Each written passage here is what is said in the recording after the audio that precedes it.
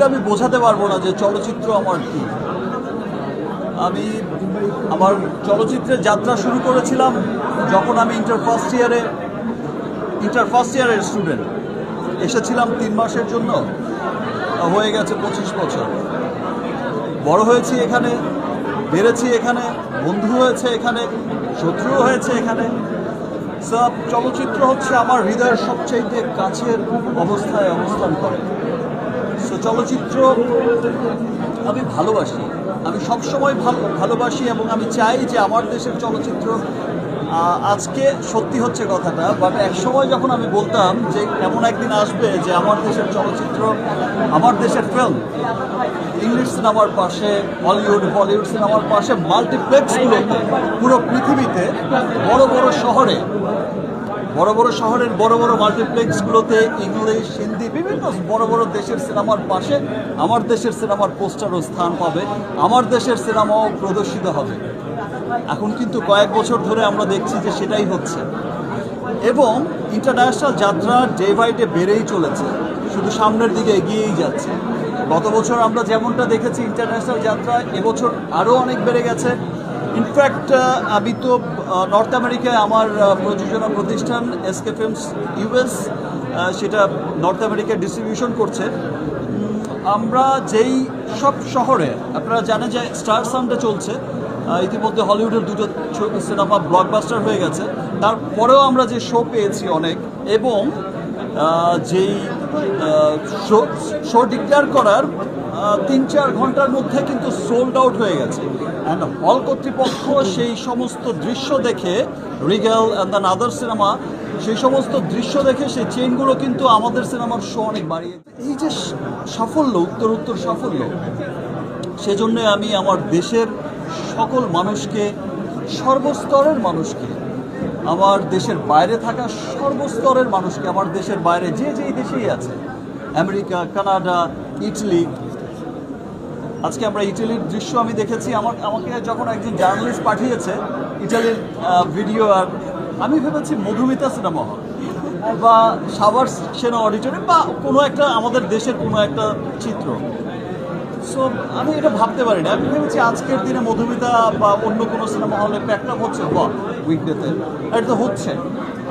আমি নর্মাল নিয়েছি, আমি যখন নিচে লেখা পড়লাম যে এটা রোমের, মেবি রোম, সো আমি যখন দেখলাম যে এটা রোমের দৃশ্য, তখন আমি বলে বোঝাতে পারবো না আমার কি আনন্দ লেগেছে।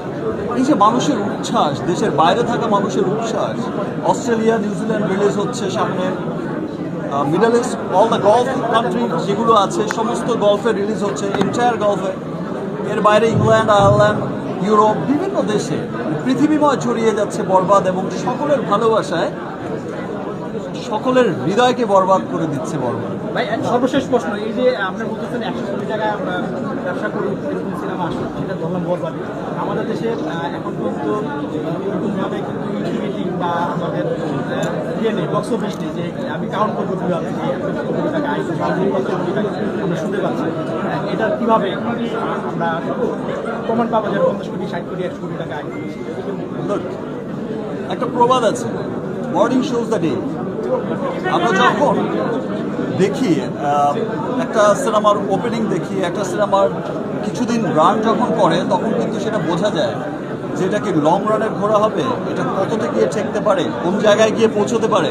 আর আরেকটা কথা বলে যাই, আপনারা অনেকেই হয়তো ভাবছেন যে বরবাদ হচ্ছে লাস্ট ফিল্ম, যেটা হচ্ছে 100 কোটিতে গিয়ে পৌঁছবে, বাট আই থিঙ্ক যে এটা হচ্ছে মানে শুরু হলো, এটা শেষ না, এটা শুরু হলো। যে আজ থেকে গত বছর আমরা তুফান দেখেছি, তুফান যে পরিমাণে বিজনেস করেছে, এবছর আমরা বরবাদ দেখছি, তার চাইতেও আরও ভালো বিজনেস করছে।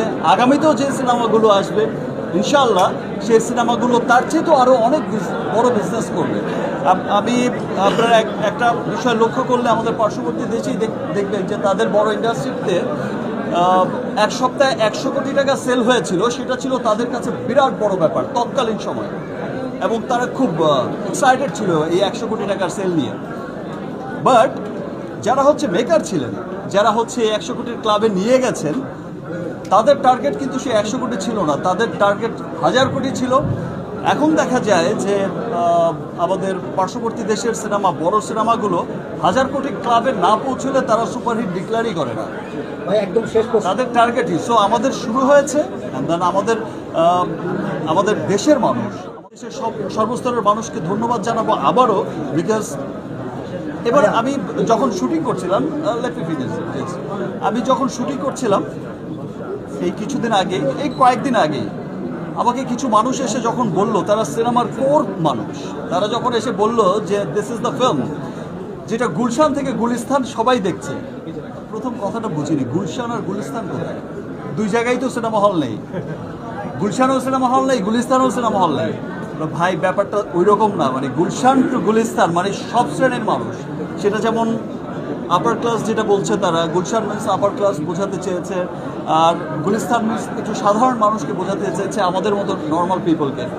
সো বলছে যে গুলশান টু গুলিস্তান সর্বস্তরের মানুষ দেখছে, এবং যেই চিত্র আমি দেখেছি মাল্টিপ্লেক্সগুলোতে, যেই চিত্র আমি দেখেছি সিঙ্গেল স্ক্রিনগুলোতে, এই ভালোবাসা অব্যাহত থাকলে এবং যেই চিত্র আমরা দেখছি দেশের বাইরে যেখানেই যাচ্ছে সেখানেই কিন্তু বরবাদ